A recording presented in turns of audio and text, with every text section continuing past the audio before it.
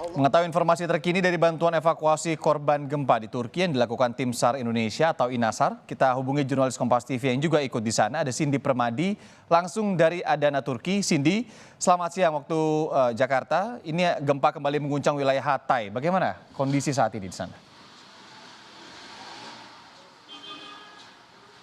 Ya Irianda, kalau di Adana, kota Adana di Provinsi Adana sebenarnya aktivitas untuk pagi hari ini waktu Turki memang tidak terlalu ada perbedaan karena memang jaraknya jauh 200 km atau kalau melalui jalur darat sekitar 3 jam. Tapi tadi malam di kota Adana gempa bermagnitudo 6,4 itu juga terasa beberapa detik dan kami melihat beberapa warga pun juga keluar dari gedung kemudian juga tampak menelpon keluarga.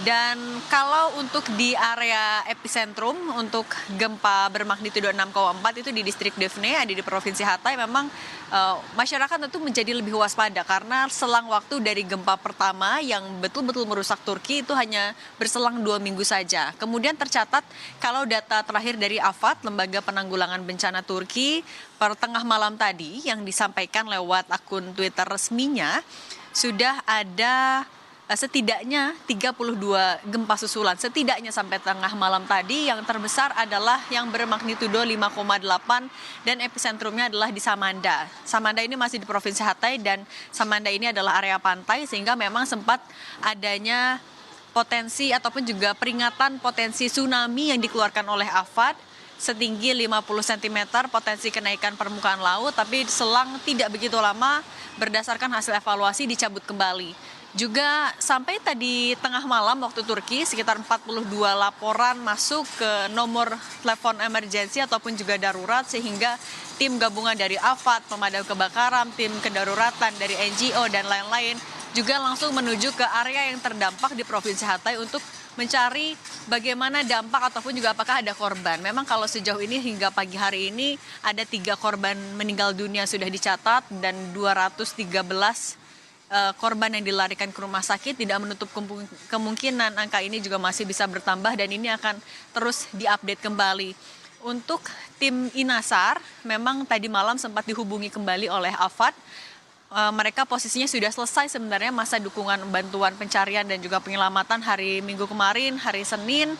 Presiden Erdogan juga sudah menyampaikan terima kasih sebenarnya dalam rangka menyelesaikan masa tugas 8 hari kemarin, tapi karena adanya gempa bermagnitudo 6,4 susulan 5,8, AFAD meminta tim SAR untuk standby lagi atau bersiaga lagi. Statusnya adalah standby on call, apalagi tim INASAR Indonesia juga sudah memiliki kualifikasi dari IEC, itu adalah standar internasional. Dan memang rencananya sejauh ini tim INASAR akan pulang atau kembali ke tanah air pada tanggal 23. Tapi menunggu instruksi terlebih dahulu. Tadi kami juga menanyakan kepada Kapus Dalops BNPB yang mengkoordinir bantuan-bantuan maupun juga misi kemanusiaan Indonesia untuk Turki. Tidak menutup kemungkinan mereka bisa diperpanjang. Tapi sejauh ini sekali lagi tanggal 23 Februari adalah masih tanggal kepulangan dari tim INASAR. Begitu juga untuk tim Emergency Medical Team atau tim medis yang juga dikirimkan sejauh ini masih akan membantu operasional rumah sakit lapangan sampai tanggal 28 Februari. Tapi tidak menutup kemungkinan juga apabila masih dibutuhkan bisa diperpanjang juga sampai tanggal 14 Maret 2023 setidaknya. Sudah ada kontak ataupun juga komunikasi dari otoritas setempat bahwa ada rumah sakit yang akan mengungsikan pasien-pasiennya. Ini juga terkait dengan gempa pada malam hari tadi.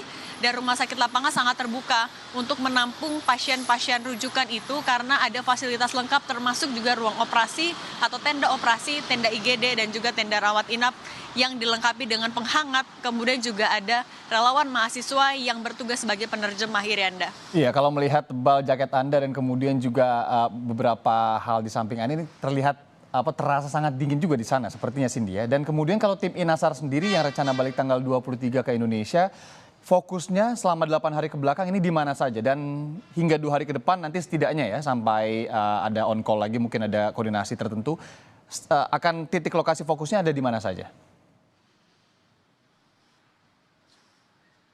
Ya, jadi memang kalau markas bantuan pemerintah Indonesia untuk Turki itu difokuskan di Provinsi Hatay, karena Provinsi Hatay ini masuk ke dalam satu dari 11 provinsi yang terdampak parah. Untuk tim Inasar sendiri poskonya ada di Antakya, di dekat Antakya itu banyak kompleks perumahan gedung bertingkat, karena memang kalau di Turki perumahannya ini adalah perumahan vertikal, banyak apartemen, sehingga kerusakan parah ada di sana, korban banyak ditemukan juga di sana, itu menjadi titik fokus pencarian dan juga penyelamatan. Kemudian kalau untuk 2 hari ke depan sejauh ini statusnya masih siaga on call tadi. Mereka sudah beres-beres sebenarnya, mereka sudah packing, sudah membersihkan peralatan, tapi memang sejak diminta untuk siaga dari malam tadi, peralatan sudah dikeluarkan kembali, seragam juga begitu. Tapi apabila tidak ada instruksi lanjutan dari AFAD, artinya AFAD masih bisa menangani penanganan gempa bermagnitudo 6,4 kemarin. Kemudian juga ada bantuan Irianda yang dikirimkan pemerintah Indonesia, tadi sudah berangkat dari Bandara Lanut Halim Perdana Kusuma. Kalau tadi juga kami menanyakan BNPB, bantuan yang akan diberikan itu ada 3. Yang pertama juga adalah vaksin tetanus. Vaksin tetanus ini menyesuaikan permintaan dari pemerintah Turki. Ini nanti sebanyak 50.000 vaksin tetanus rencananya akan dikirimkan oleh pemerintah Indonesia untuk warga maupun juga masyarakat terdampak gempa dan juga petugas yang akan melakukan pembersihan puing-puing. Kemudian bantuan untuk Provinsi Kahramanmaras, kemudian untuk Provinsi Hatay, dan juga bantuan berupa selimut, kemudian tenda yang sesuai dengan untuk musim dingin, kemudian makanan siap saji, genset itu juga rencananya akan dikirimkan. Ini menjadi bantuan gelombang ketiga yang dikirimkan oleh pemerintah Indonesia. Menko PMK rencananya pada malam ini sampai besok akan berada di Turki. Rencananya juga akan ada koordinasi dengan otoritas tempat untuk menanyakan bantuan apa lagi yang bisa didukung oleh pemerintah Indonesia dalam membantu penanganan gempa di wilayah Turki, Irianda. Ya itulah tadi ya, tadi pagi juga kita tahu waktu Indonesia juga sudah dikirimkan bantuan, Cindy juga masih di sana bersama jurnalis Kompas TV, Bondan Wicaksono. Terima kasih atas laporan kalian langsung dari Adana, Turki.